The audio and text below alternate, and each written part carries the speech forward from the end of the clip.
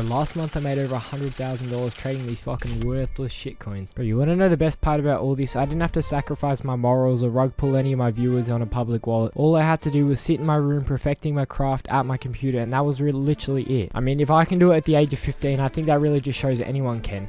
That's exactly why I'm making this 6-part trading bootcamp, to go through everything that led me to my success, so you can replicate this blueprint and make as much money as you want, regardless of where you are, who you are, how old you are, or anything else. Before we start this video, if you haven't already watched the last 4 episodes in this series and you don't know where to start with your trading, go and watch them in order first, as that'll help you substantially. Also, I thought I'd touch on it before the video starts, as I know I will get a lot of questions on it. Why using Axiom, you promote BullX, whatever. I have actually started using Axiom in the last few weeks. I thought I'd test it out before I actually promote it on my YouTube, but it definitely is better than BullX. It's got an inbuilt Twitter tracker and a bunch more perks like free money back from rewards and stuff like that. So if you do want to try out Axiom, I will be making a full video on it in the future, and all the different reasons why I'm using it over BullX, over Photon, over Trojan, over Nova, all the other bots. Yeah, you can go check that out. First link in the description down below. The first, and I'd say the most important thing that most beginners overlook, is risk management. This is because, you know, they want to put their whole portfolio into one place so they can hit it big, but without risk management, it is the #1 way of blowing your portfolio. I've seen many people do it before, not risk managing properly, especially during tough times when Solana's down and things like that. They still don't risk management, and then they lose their portfolio. So I'm going to be showing you the way to do it. You're going to be splitting it up to 3 bags to start with, then I'll show you which each bag does. So your portfolio, for this example, we're going to use 10 Solana, right? So say you had 10 Solana is your whole portfolio. You're not willing to put any more into crypto. This is how I would split it up. You can scale this to whatever you want. So if it was 1 Solana, obviously just divide it all by 10. The first bit I would say is trialing the trenches. Trialing the trenches is your first bag you should have. It should be 20% of your bag. So this one should be 2 Solana. Trialing the trenches is basically the first 2 weeks of grinding after you've watched some tutorials. So say after you've watched a 6-part trading bootcamp, you want to trial the trenches out, you're going to put 20% of your bag to this, and you're going to put 5 to 10% buy-ins, or even less. This is just going to be buy-ins, not trying to make money, but you're trying to learn a skill. You should be getting used to being online a lot and see what works and what doesn't. You're going to be looking at the graduated tab as well as the new pairs tab to see what kind of resemblance they have with the new pairs, and trying to catch some new pairs maybe. And you shouldn't be scared to lose, but you should be learning from these losses. I'll be telling you how to learn from your losses later in the video, but definitely that's the most important thing you can take away from this category. You should try to prolong this period as long as possible. Obviously you don't want to lose this bag, but it is almost willing to happen. So once you want to have the 20% for at least like a week, if not 2 weeks. If you lose it before then, you're just gonna have to watch new pairs, otherwise you will not learn enough by then. The second bag you should have is your main bag, which will be 60%, which for this will be 6 Solana, right? 5 to 10% max buy-ins. So for this would be 0.3 to 0.6, but the keyword here is max. Max meaning your maximum you're allowed to put. If you put any more than 0.6 with the 6 Solana bag, yeah, it's really silly. And this also should scale as you lose some or you gain some. So say you lose half this, right, and now you only have 3 Solana, right? If you only have 3 Solana, you should also scale your buy-ins to down from 0.3 and then 0.15 as the 5%, but you should scale your sizing depending on your conviction. That means if you're really convicted on a play, make it the 10%, make it your maximum buy-in you're allowed to put with your portfolio. But if you're not convicted in a play, it doesn't mean 5 to 10% max buy-in. That doesn't mean you have to put 5% every time. If you're not convicted in a play, you should either fade that play and not go on to the next one, or you should put less than 5%. So don't be scared to chuck 0.1 buys around. 0.1 can still get you used to the trenches for sure. You should be being pretty selective right now. So if you don't think it is worth a 5 to 10% max buy-in,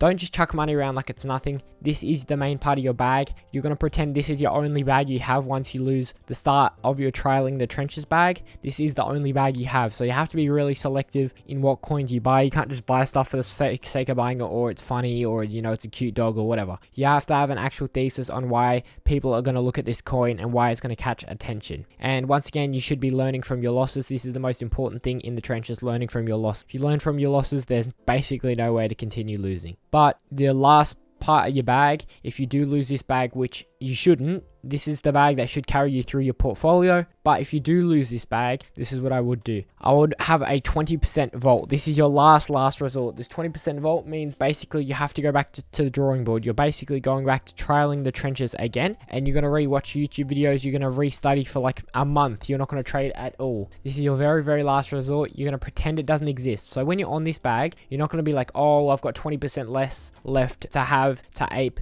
I've got 20% extra bag. That's a backup plan. No, you're going to pretend it doesn't exist at all, as it is a last resort that you're going to not touch. You're going to pretend it doesn't exist, and it's going to be in a different wallet. This is the most important thing. Have it in a different phantom wallet that's, say, only on your phone, only on your PC. Make it hard to touch, because you're not going to be touching this 20% vault when you're revenge trading. When you're trading, you're going to be only touching this vault if you've been trading for a month. You lose your bag here. 3 weeks ago, you watched 50 YouTube videos. You've taken notes. You've made a new strategy, and then you're going to revert back to trailing the trenches with this bag. And you're also going to be playing it also like a main bag, scaling your sizing depending on your conviction. That is basically how I'd risk manage. Overall rule: 10% max buy-ins, no matter your portfolio, whether that be conviction play or whatever. Never full put, never half put, never do any of that shit. 5 to 10% max buy-ins is the most important thing. And then if you don't know how to really start with risk management, I would split it up into 3 bags just like this. With the vault, you're not touching it at all and pretending it doesn't exist. Risk management is definitely something that people fuck up, so please do listen to this. This isn't just like, risk management isn't just a recommendation, it's a must when you're in the trenches if you're trying to turn profitable. Risk management alone will already transform your trading, but if you want to further transform your trading, you need to combine that with profit taking as well as mentality. There is a few profit taking strategies I will cover, so I'll be going over that now. Once again, profit taking is a really hard thing to do. There's no like set strategy. I know a lot of people say take initials at 2x, but it really matters on the coin. I would say if you're starting out, you can just sell 50% of your position at 100% profit, which is a 2x. So your initials are off the board. I would take initials as fast as possible. But I will go over this wallet real quick. This is the wallet of Westy, or Rat Wizard, as some of you may know him. He is a very popular trader on Kick and stuff like that. He's made about 220k in the last week. And this was his #1 traded token. He made 20,000 off. I'll show you how he sold it, right? So he got in on Pump Fun. It got sniped crazily, right? But take note of how he sold it. He didn't sell it in one clip. He didn't bag hold it and wait for it to go up. He knew, look, he's already up 10x here. He's from his buy at like 30k. He's already up 10x. Why would he hold it longer when he doesn't have to? What you want to be doing is exactly like he's doing. You want to be selling your positions once you're up a lot of money in lots of little clips. The more little clips you can do, the better. Unless you've got a very small position like 0.1 in a coin. If you have like 10 SOL to sell, you want to be selling over many small positions of 0.5 and 1 SOL, as that will basically DCA your sell out instead of having to sell at the bottom of this candle. Maybe you get filled at 288k and you lose half your profit. You'll be DCA'd right in the middle, and your dollar cost average will be closer to the top. Obviously you want to sell any green candles rather than red candles. You don't want to be scared seeing a big candle like this and start selling. You want to be selling the green candles ideally, but yeah, you want to be selling over as many clips as possible, and also having a stop loss set in your mind. So if the position moves down 30%, let's say, you will sell out your position. You don't want to have set numbers on taking profits though, as I said, it matters on the coin. When a coin opens this high, imagine you said, oh, I'm going to sell the thing here because my take profit hit, and then it opened to 1 million market cap, you'd be very angry. So you definitely want to be varying it based on conviction, same as your sizing. So if something you size in a bit more, you might want to take initials off a little bit earlier to take off some risk. But once initials are off, that is when I can say it's better to bag hold a little bit depending on the narrative and the conviction. But in this market right now, I would personally say selling quickly is better than bag holding and hoping it goes to 20, 10 mil or whatever, as a lot of these coins don't even make it off Pump Fund nowadays. Now you know how to profit take and risk manage. The thing that you're going to need to put it all together is a good mentality. Good mentality is not just one thing you can do that can fix your mentality instantly. So I'm going to go over a few methods that can start to fix your mentality, but it really just depends person to person, but these will definitely start helping you. Okay, so the first thing I'm going to say to do, I tell everyone to do this, whether you think it's stupid or not, is a trading journal. This is like how I would set mine out. Obviously these aren't my stats, but this is how I set it out. So the trading journal Journal template, you put your starting stats at the top. So whatever that be, whatever is relevant to you. So I'd put my Axiom referrals, my Twitter followers, my YouTube subs, how much I have in my portfolio, whether that be Solana or dollars, and also how many Discord members, and you know, whatever's relevant to you. So if you're just working on portfolio and your Twitter, just put your portfolio in your Twitter. If you're working on something else, put it in there. Make sure you track your progress with videos, and also, yeah, just stats on a Notion. Next thing I'd have is rules. These rules have to be like for you. You can't just take these rules that I've just written just then for the example, as these aren't tailored to you. You gotta figure out what you're doing wrong with your trading at the time and how you're gonna use that to fix your trading and put them into rules that you don't break, right? So don't miss more than 1 day per week. Say I was not active enough, that would be one of my rules. Stable 75% of my port by April. Say I think the market might be a little bit scary, I want to stable 75% of my port by April. Always leave some to DCA, so I don't want to blast 20 in if that's all I'm going to put into the coin. Top blast less, that's a pretty simple one. Just don't top blast, only dip buy. Network more, be nice to everyone, don't waste time. Less than 10% per portfolio per ape, which goes under risk management. So yeah, make your own rules that's relevant to you. And then the next one you want to do is end of year goals or end of cycle goals, whatever you want to put.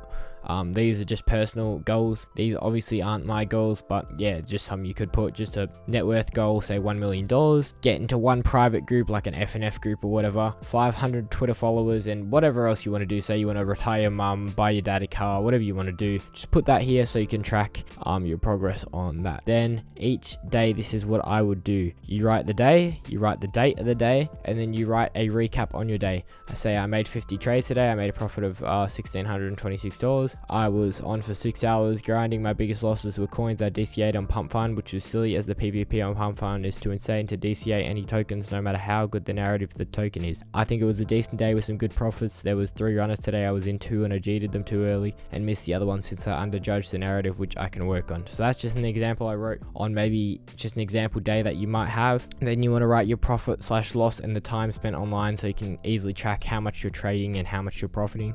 And then you want to have tips for the day. This is the most important category. What tips can you draw from this write-up on the day? So say I don't want to be buying dying coins on Pump Fund, so I don't be DCAing coins on Pump Fund, which as it says here, my biggest losses were coins I DCA'd. So you're going to go onto your Cielo and look at your top coins for the day and your bottom coins for the day and what you did right and what you did wrong on them to see which ones you can work on. And then you want to be selling based on narratives, as he was in 2 other runners and you jaded them too early, so you're going to be selling based off narratives rather than the chart. And you also don't want to be oversizing, as seemed like he oversized over there. Whatever's relevant to you on this write-up, yeah, write your tips a day. And then every week you want to update your stats for the week. That's basically all the trading journal. I would try to say do this every single day. It takes like 5-10 minutes maybe, and it really helps mentality. Even if you don't think it's useful to you, it's useful to really anyone. So yeah, I would recommend this as the #1 thing to fix your mentality and actually pinpoint what you're doing wrong in your trading. Just to recap after you're done for the trading day, just before you go to bed or whatever, just do a quick 5-minute write-up on Notion. You can just copy and paste this below and you can just refill in the categories.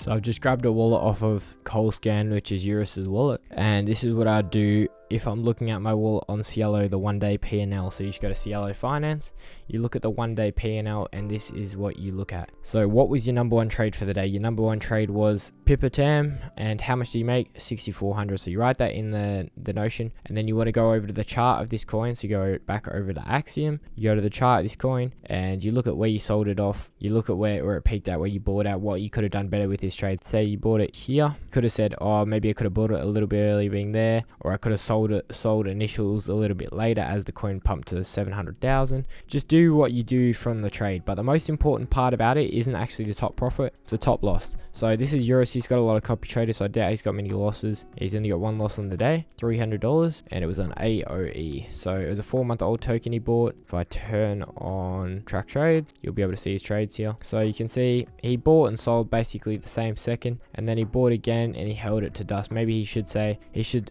watch his positions a little bit more and sell at the top if he's not really watching the position. As you can see, it took him like 20 minutes 30 minutes to sell. So yeah, maybe he should just start watching his positions a little bit more. So you'd write that on the Notion template, and yeah, so you just have to make it relevant to you and off your Cielo 1-day P&L. I would say, as I said, losses are way more important than the wins. The wins, make sure you're getting the big wins and seeing what you took out of those wins and how you got that win, but the losses are much more important. The last thing I wanted to talk about, and that's really important, is revenge trading. Revenge trading is when you lose a few trades and you're getting angry, you just want to make the profit back, and you just keep on trading and buying coins with an angry mindset that you shouldn't buy it normally. So these are the best ways to avoid it, as it is the #1 way to lose your portfolio. You need to get off after a string of losses. You have five losses in a row, you feel yourself getting a bit heated, just get off, bro. Get off, take a few hours away, and then do your trading journal to find out what you were doing wrong on the day. You should also be taking as many breaks, even if you're not losing. Go to the gym, take a walk, take your mind off trading. And if you have a long string of losses, or you lose, say 50% of your portfolio, say you lose that, you need to take like a few days off and review what you did wrong. It's not just luck in the market. It's not the market's fault. It's not, oh, it's a dry market, it's this, it's that. It's always going to be your fault.